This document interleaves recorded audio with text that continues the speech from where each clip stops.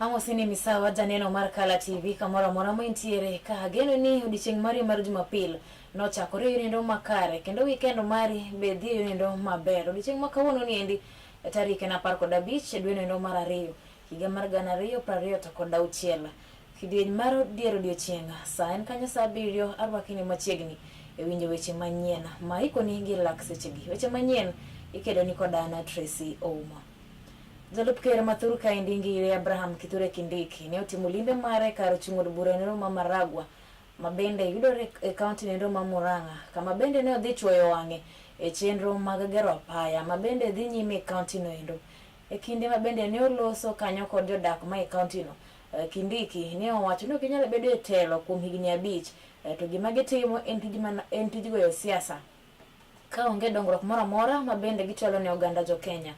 Kindiki nowacho bende ni wacho ni siasa ma omondo gin mago eko ma bende koro tungo Uganda jo Kenya to dongruok ma gineno bende koro onge. Kinde go ma bende ne oloso ne opoyo kanyo jaod bura ma Maragwa mano kanyo Mikai Mary wa Maua kuom tich maber ma bende osebedo kotiyo e kar chung'od bura no endo ma Maragwa.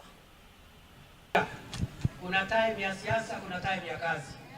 Na ile kitu inasaidia kiongozi ni kazi na jasho yake, sio kelele ambaye amepiga. Nego kana tego. Tukifuatilia hii barabara ishi haraka, kuna mtu atakuwa na swali na sisi tena. Tukifuatilia ile mambo yote mmesema ifanyike, kuna mtu atakuwa na swali na sisi. Lakini tukiingiza siasa ya upuzi na upumbavu na kukorogana, sisi tutaumia, wananchi wataumia, na sisi viongozi hatutakuwa na jibu wakati wa kura ikifika. Mimi najua kwamba tutapanga siasa yetu vizuri, hakuna kitu itaharibika. Tutajipanga tu namna hii mpaka tufike hapo. Ni fire si fire, ni noma si noma. Kwa hivyo kaa ukijua ya kwamba mtu mzuri ni mtu wa kuchunga kazi kwanza. Unachunga mambo ya kazi. Hapa unaona wa Maua amesukuma barabara kwa sababu anajua hii barabara ikikamilika atapata bilita. Angetaka mambo ya fitina, angefanya fitina, ikifika 2027 next year hakuna jibu. So mimi nataka tuendelee namna hiyo, na hii mambo mengine yote ya siasa, sisi ndio mafundi wa siasa, my friend. Wadonje county ma Isiolo kama hido ni kech podo timo ne wa county no Faruk Kibet no timo limbe county ndo ma Isiolo kama koro bende ne owacho ni jotelo go mapingo sirikal onego duok dwondgi piny ka wacho ni weche giko mag kech kod mago mag oro gin gigo mantiere teko Nyasaye. Kama bende ne owacho ni koro sirikal okonego beni keto ne seyo mora mora ne wach kech kata oro bende dhi nyime e kuonde moko ma Kenya kaindi. Kinde mani oloso Kibet nowacho kanyo ni sirikal temo nyalo mare chwalo chiemo ni counties go kata gwenge makoro neno oro mapek kod kech maliyo. Kibet kinde mani oloso county ndo ma Isiolo wacho kanyo ni jod bura mantiere e counties go mondo koro ni oket nyime chenro makunyo kisima mondo koro ni jodak mane gwenge go man kod oro oyud kaka ginyalo yudo resruok mag pi. Bende nokwedo kanyo Kalonzo wacho ni kinde duto Kalonzo sebedo mana kopako dhoge to onge agenda mora mora ma bende en go makonyo ganda jo Kenya. Naweza kuongea maneno mengi kwa sababu mnakula chakula kule Nairobi. Hapa Isiolo watu wako na problem, na shida kubwa ni kwamba mambo ya mvua ama drought inaamuliwa na Mungu. Nyinyi ambaye mnakula mnashiba, msifanyie siasa mambo ya drought katika sehemu ya northern part of the country. Kwa hivyo serikali isitishe mambo ya chakula. Mnaona mambo ya maji hapa ni ngumu sana. Kama serikali inafanya bidii ili wakaaji waishi kwa njia ambaye ni bora, sisi tunaambia watu wa upinzani ambaye hawana agenda, hawana umuhimu, kazi yao ni kuongea maneno ambaye haifai. Wanakula, wanakunywa. Sehemu nyingine ya Kenya haijawahi kupata maji for longest time.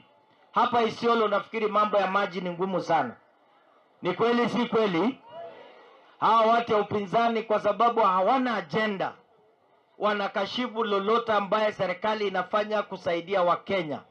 Hapa chakula inatakikana kwa wingi, mambo ya maji, na ningeomba kwa sababu wabunge wako hapa, tuhakikisha kwamba mambo ya kuchimba visima katika sehemu hii ipatiwe nafasi ya kwanza na ya mbele, ili watu waweze kusaidia kwa mambo ya kupata maji na mambo ya chakula. Watu ya Isiolo ni sawa ama si sawa? Jambo ingine ni mambo ya elimu, mambo ya kuchangia madarasa. Leo tumekuja na lazima itafaulu. Hao watu ya upinzani, mimi nilisikia mmoja ametoka Amerika, alikuwa ameenda kutafuta kidogo huko.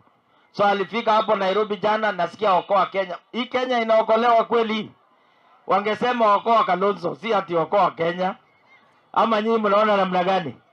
Kenya iko imara, haiwezi kuokolewa. Ni wewe Kalonzo ndio utaokolewa kwa sababu uko kwa shida.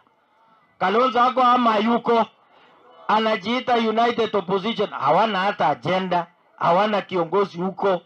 Sasa tabia yao ni kupinga, na mimi nawaambia msipinge tumbo ya watu. Watu wakiwa na njaa lazima serikali ishughulikie wananchi wapate kupata chakula kwa njia ambayo inafikia wananchi haraka iwezekanavyo. Jagoro Mungirore mar Kotu mano Migosi Francis Atwoli okwedo weche moko mabende koro liekore okwedo weche makoro liekore ni oganda geko mag Mulembe koro bolo piny kanyakla mar riwruok margi motelo kanyo ni yiero maduong' mabiro higa manyien mano mar 2027 kane oloso Butere e kaunti ma Kakamega kucho. Kalonzo Atwoli wacho kanyo ni weche mag liekore kamago eko gin mago mag miriambo makoro bende geto pogo oganda geko mag Mulembe. No jiwo oganda goeko ni mondo koro nitonyo makre lwedo mondo gisir ker mathuru kaendi Migosi William Samuel Ruto e yiero maduong' mabiro higa manyien.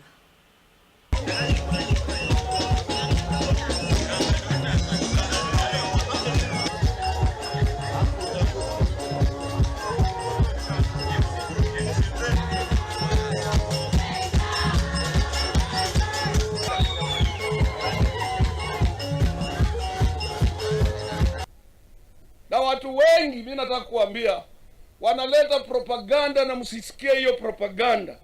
Huwa wanasema Waluhya baka bwana, Waluhya hawako pamoja, Waluhya hawaongei kama kitu kimoja. Shanzi sana hiyo watu. Uhuru Kenyatta ana chama chake na vyama vingine, Muturi ana chama chake, na hamsemi Wakikuyu wamegawanyika. Kalonzo Musyoka ana chama chake. Yule kijana waziri wangu ana chama chake pia, kinaitwa Chapchap Kambani, na watu hawasemi Wakamba waligawanyika. Sasa nyinyi mjue mambo ya kugawanywa na maneno, mtoke huko. Ona wajinga wanasema kwa social media, Waluhya ni watu wa kugawanyika, Waluhya ni watu wa kutafuta chakula hapa na pale. Sisi tunatafutanga chakula kwa nani na tuna mvua? Mkataza hiyo watu sana. We are united and we have leaders. Weche mamoko bende ni jatend migawo mag tije piny owacho mano Geoffrey Ruku ne otimo limbe mar kaunti ma Wajir kama bende ne odhi chwoyo wang'e e chenro ma sirikal osebedo ka timo kono moting'o kanyo chwalo weche go mag kony kod chiemo ne jogo eko bende koro dak e kuonde go eko ma oro kod kech otimenewa. E kinde mane loso e kar chung'od bura ma Elders, Ruku nowacho ni sirikal mamalo oseketo kanyo kenge makare mar chwalo sir mag chiemo to kod mamoko kaka yorno endo mar neno ni onge oganda jo Kenya modong' chien ka kech ng'inyogi.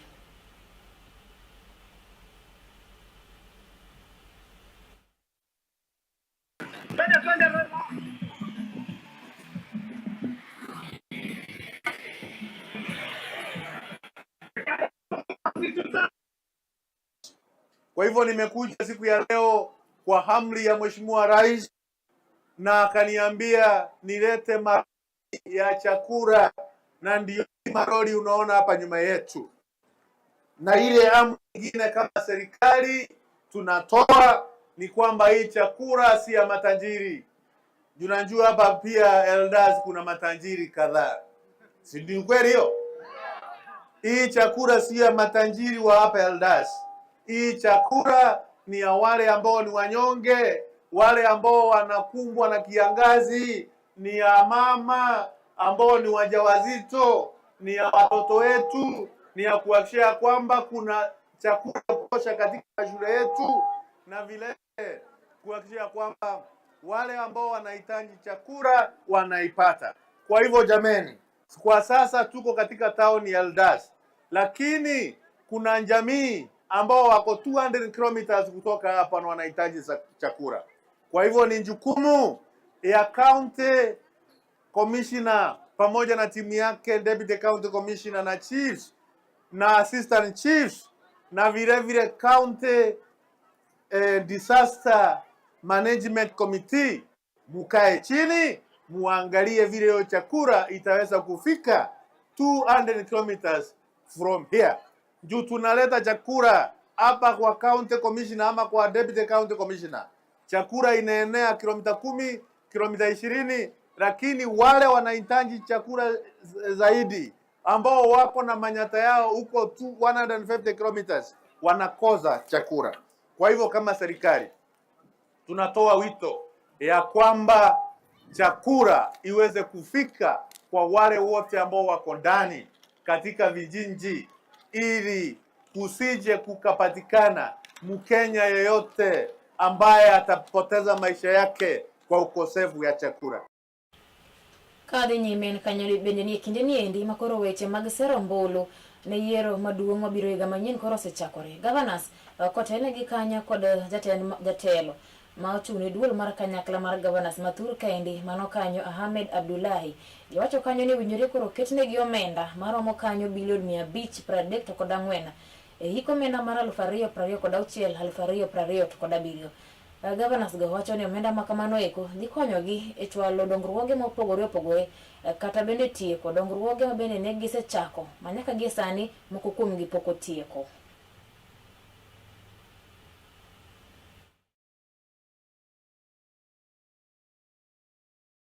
We note that Treasury has already submitted its proposal of an allocation of 420 billion to counties for the fiscal year 26-27 to Cabinet, and that I think was communicated as a communication from Cabinet. We also seized of the fact that the CRA has proposed a figure of 458, and as a council we'd also submitted to CRA, because we start by submitting our proposals to CRA, a figure of 534. Gradually, Taifa Care is becoming universal, because one of the aspects of universality is in numbers. From 7 million in NHIF to now 29.4 million Kenyans. We are moving towards universality. If we can keep on increasing that space into 40 million, then truly we can say we have a universal healthcare program. Zaneno Markala TV yeno mundo wakao yoyo maadundo toke nyerere machoka dogo kaendi dhi nyime ncholi nweche manyena mamoko mabende poni tiere mesawa.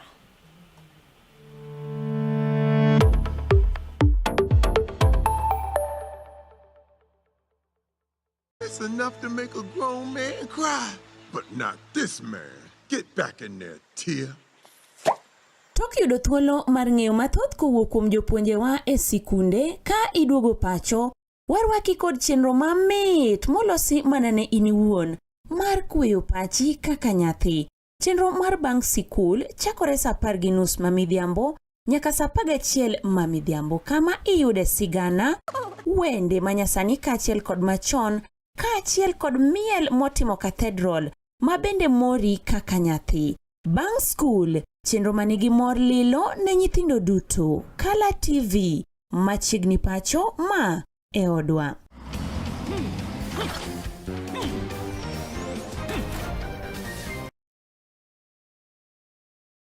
Get ready to elevate your business and any other commercials when you advertise with us. We are not just a channel.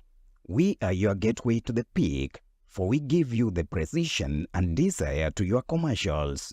Let us be your partner in success, broadcasting your message to thousands of our viewers.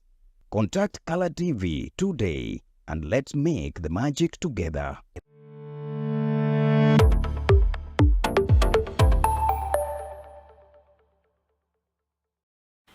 Machiegni kendo odhi nyaka kaunti nendo ma Kisii kama yudo kanyo ni jagoro mongirore migawo mar somo manongire Julius Bitok koroni to wuok oko mar jopuonje mag skunde mathuru kaendi mondo mi koroni to yie mondo rwaki sikul jopuonjre mar owere mamine mondo koro gin bende gidhi nyime kod yudo somo margi e yo nendo makare. Kane olose kaunti nendo ma Kisii, Bitok opoyo kanyo jod bura ma kaunti no mano Doris Donya kuom ni koro to ne siro rowere ma osekonyore manyiri mondo mi koro ni to gidogi sikul gitiek lek margi mar somo.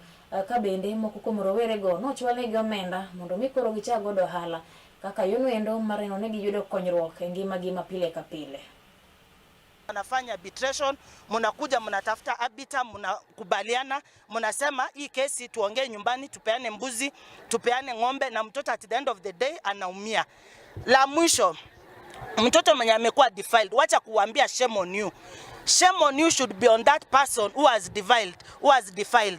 Eti aibu kwa huyu mtoto amedefile. Wako na aibu gani? Hakujidefile. Sasa mnamwambia shame on you namna gani na mnawacha victim akitembea. There should be no answer. There should be no justification. Mtu jibu ya defilement ni castration. Sio tuanze kueleza kotini ukifumble. Ukipatikana ukishika mtoto mdogo, jamii fungiwa kule ndani mara moja, na hiyo mizigo inafanya unasumbua watu, ngolewa kabila ndio ukae salama. Bottom up transformation is not really rocket science. It's about lifting people like this 200 girls from Sugubo who actually unfortunately got pregnant early to ensure that they too can belong into our society, they can earn a living, they can also lead a life. I want to direct education officials right here in Kisii to ensure that all the 200 girls are back to school as soon as possible, without any condition at all. That's fine. So I want to say that the government is very keen on ensuring that every child below the age of 18 is in school. And the president has made it very clear that headmasters, principals should allow all students, whether they have uniform, whether they have school fees or not, they must be allowed to go back to school. So I'm here in Kisii with the education officials, and we have agreed we are going to mop all our villages to ensure that all the children, all the learners are back to school. And we are paying particular attention to these girls who are teen mothers, who are young mothers, that they must be supported to ensure that they are back to school. So the government is very keen at ensuring that every child is back to school. And for those who are messing up our children, take notice that the government is coming for you. We are not going to allow any young boy or anybody to interfere with the lives of our young girls. They must be protected, and I want to call upon all stakeholders, including the teachers, including the church, including the religious organizations, including everybody in this sector, to ensure that we guard our girls. Kado gonya ke county ni ndima Kisumu, yani moko kwa jopuonjre mag mbalariany e county ni ndima Kisumu, okoro ndo chako chenro mar jolo jopuonjre mamoko mabeni ntiere kanyo kod rem ichiwo ne gigo komiri to godo ler mag del to ka achiel kod siro lwedo rawera bende koro wuok oko mag laro lemo mag siasa e pacho kaendi. Reporter Maura Filogo Bliss gi ler mathoth. Riwruok jopuonjre mag mbalariany duto mawuok e sub county ma Nyakach kawuono bago romo e chuny boma ma Kisumu mar twak ewi kaka ginyalo bero tiego tend rawere chakre mbalariany ma gintiere nyaka yudo lemo mag siasa pachoka. Jopuonjrego bende obiro kod paro mar chako chenro marango bero ngima moko kuom jopuonjre e kaunti no moloyo to ma Nyakach mawuok e familia mochando kaka yo mar neno ni koso bedo kod gige rito ler mag del ok obedo inga ne gin e kinde ma gisomo. Ngire Vincent Onywera maeno gai mar riwruok jopuonjre go okwayo jotelo e kaunti no kod jogo ma chunygi ng'won mondo owuog oko kendo kony jopuonjre go e chopo moko kuom lek margi mar reso jopuonjre wetegi mochando. Wasewuoyo kendo wadwa chako project gi dho Mbogo waluonge ni Pad a Girl Beth a Boy mondo gidag dak mowinjore, dak maber, man gi hygiene, man gi luor.